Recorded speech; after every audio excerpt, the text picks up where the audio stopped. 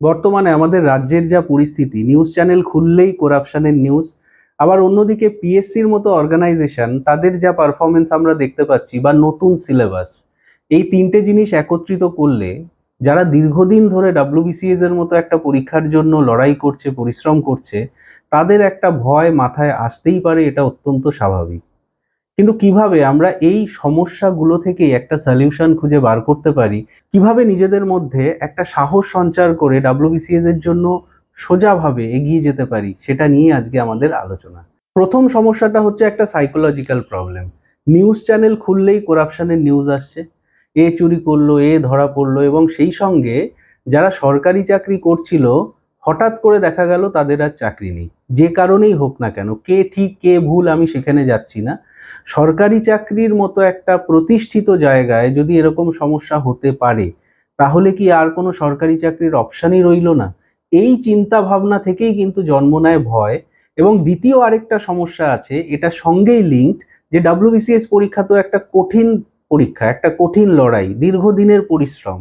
সুতরাং back of the মাইন্ডে প্রত্যেক মুহূর্তে মনে হয় যে এই পরিশ্রম থেকে যদি আমি রেহাই পেতাম, বেরিয়ে আসতে পারতাম। সুতরাং আনকনসিয়াস মাইন্ডে এই পরিশ্রম থেকে বেরিয়ে আসার একটা এক্সকিউজ হিসাবে এই নেগেটিভ নিউজগুলো কিন্তু তোমার মাথায় কাজ করবে। সুতরাং নিজেকে ধরে রাখতে হবে, হঠাৎ করে কোনো একটা পরীক্ষায় করাপশন এসছে মানে পৃথিবীর সমস্ত পরীক্ষায় করাপশন, এটা ভেবে বসে থাকলে হবে না। এবং এটাও ভাবতে হবে সেই সঙ্গে যে ধরো 100টা সিট আছে, তার মধ্যে যদি 99টা সিটেই করাপশন থাকে আর একটা সিট যদি প্রপারলি হয়, সেই একটা সিটে যেন আমি ক্র্যাক করে বেরিয়ে যেতে পারি। নিজের প্রতি এই কনফিডেন্সটা ধরে রাখতে হবে। কারণ এই লড়াইতে এমনটা কখনোই হবে না যে তুমি যেমন ভাবে ভাবলে তেমন ভাবে কোয়েশ্চেন এলো বা তোমার পারিপার্শ্বিক পরিস্থিতিগুলো ঠিক তেমন ভাবেই সেজে উঠলো। এটা তো হবে না। লড়াই তোমাকে করতেই হবে। এবার ময়দানে তুমি যখন নেমে পড়েছো, তখন আর ডান দিক বাঁ দিক না ভেবে, ওই ঘোড়া যেমন দুদিকে একটা শেড দিয়ে এগোনোর চেষ্টা করে যাতে ডান দিক বাঁ দিক চোখ না যায়, তোমাকেও সেই রকম ভাবে এক লক্ষ্যে স্থির থেকে এগিয়ে যাওয়ার চেষ্টা করতে হবে। দ্বিতীয় সমস্যা হচ্ছে পিএসসি। পিএসসি কবে পরীক্ষা নেবে, কবে নোটিফিকেশন দেবে, তার এক্স্যাক্ট কোনো নিউজ কিন্তু আমাদের হাতে নেই। এবার তার মানে তো এটা নয় যে ডাব্লিউবিসিএস পৃথিবী থেকে উঠে যাচ্ছে। কখনো না কখনো তো পরীক্ষা হবে। এবার যখন পরীক্ষা হবে সেই মুহূর্তে দাঁড়িয়ে তুমি কি সেই পরীক্ষাটা ক্র্যাক করার মতো প্রস্তুতি নিয়ে দাঁড়িয়ে থাকবে, নাকি আফসোস করার মতো একটা পরিস্থিতি থাকবে, যা হঠাৎ করে পরীক্ষা হলো, আমি ভাবতে ভাবতে দিন কাটিয়ে দিলাম, এখন তো আমি প্রিপেয়ার্ড নই। সুতরাং পরীক্ষা পেছোচ্ছে কি এগোচ্ছে সেটা না ভেবে, যখন পরীক্ষা হবে তখন যত সমস্যাই হোক না কেন আমি যেন চান্স পেয়ে বেরিয়ে যেতে পারি, এটা কিন্তু মাথায় রাখতে হবে। 3 নম্বর হচ্ছে সিলেবাসের পরিবর্তন। এবার এতদিন ধরে আমি যা পড়ছিলাম তা কি আর কাজে লাগবে না, আবার নতুন করে পড়াশুনো করতে হবে, তা কিন্তু একদমই নয়। প্রত্যেকটা সাবজেক্টের যে বেসিক ইনফরমেশন থাকে, সেই ইনফরমেশনের ওপর দাঁড়িয়েই তোমার প্রস্তুতি, সেই ইনফরমেশনগুলোর ওপরে দাঁড়িয়েই এমসিকিউ সেট করা হয় অথবা ডেসক্রিপটিভ কোয়েশ্চেন সেট করা হয়। সুবিধা কোথায়? সুবিধা হচ্ছে নেগেটিভ মার্কিং থাকছে না। সুবিধা হচ্ছে পরীক্ষার হলে বসে সেই মুহূর্তে কোনো একটা টপিক ওরিয়েন্টেড যে যে ইনফরমেশনগুলো তোমার মাথায় আসছে সেগুলোকে কাজে লাগিয়ে লিখে আসার একটা চান্স পাচ্ছ। 3 নম্বর হচ্ছে অজানা অচেনা কোয়েশ্চেনকে ট্রাই করার একটা অপশন তুমি পাচ্ছ। আর 4 নম্বর হচ্ছে পরীক্ষাটা কিন্তু ওভারঅল অত্যন্ত ইজি হবে। নতুন সিলেবাসে ডাব্লিউবিসিএস পরীক্ষা আরো ইজিয়ার হবে, কিন্তু আমাদেরকে কিছু টেকনিক জানতে হবে, সেটা নিয়ে আমি সেপারেট একটা ভিডিওতে তোমাদের জন্য আলোচনা করব।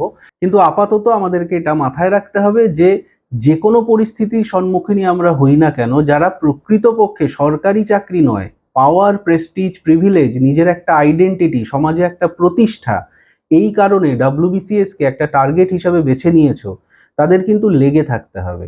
একটা সামান্য ওঠানামা বা একটা প্রবলেমের সিচুয়েশনে দাঁড়িয়ে হঠাৎ করে তুমি যদি ডিসিশন থেকে সরে আসতে চেষ্টা করো, তাহলে তুমি ডাব্লিউবিসিএস এর অ্যাসপিরেন্টই নও।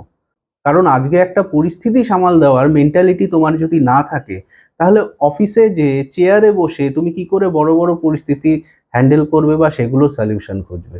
সুতরাং সবসময় পজিটিভ থাকতে হবে। প্রত্যেকটা মুহূর্তে নিজেকে জাজ করবে নিজের চিন্তা ভাবনা বা নিজের স্ট্র্যাটেজি নিয়ে। কে কি বললো, কে কিরকম ভাবে ডাব্লিউবিসিএসটা তোমার সামনে এনে হাজির করছে, তার উপর দাঁড়িয়ে তুমি তোমার ফিউচারটাকে কখনো ডিজাইন করে নেওয়ার চেষ্টা করো না। ডাব্লিউবিসিএস এমনই একটা পরীক্ষা যেটা শোনা মাত্রই তোমার আশেপাশের সবাই তোমাকে শুধুমাত্র নেগেটিভ কথা বলবে, ভয় পাওয়াবে এবং বারে বারে এটা বোঝানোর চেষ্টা করবে যে এই পরীক্ষা তোর দ্বারা সম্ভব নয়। তার কথা শুনে তুমি তোমার গোটা জীবন, তোমার ভবিষ্যৎটাকে নষ্ট করে তাকে খুশি করার জন্য একটা অন্য অপশন বেছে নিও না। যেটা ভেবেছো সেটাকে ধরে রাখার চেষ্টা করো এবং পজিটিভ থাকো।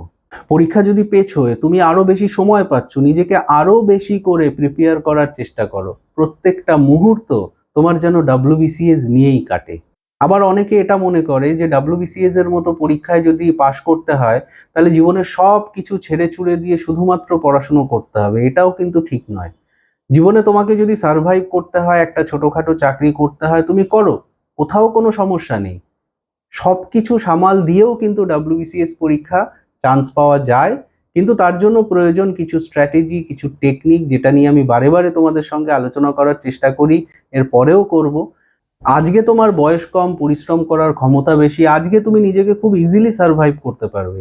হাতের কাছে কিছু একটা পেয়ে গেলে সেটা নিয়েই ভাবছো যে হ্যাঁ একটা বড় গাড়ি বানাবো, বাড়ি বানাবো ইত্যাদি।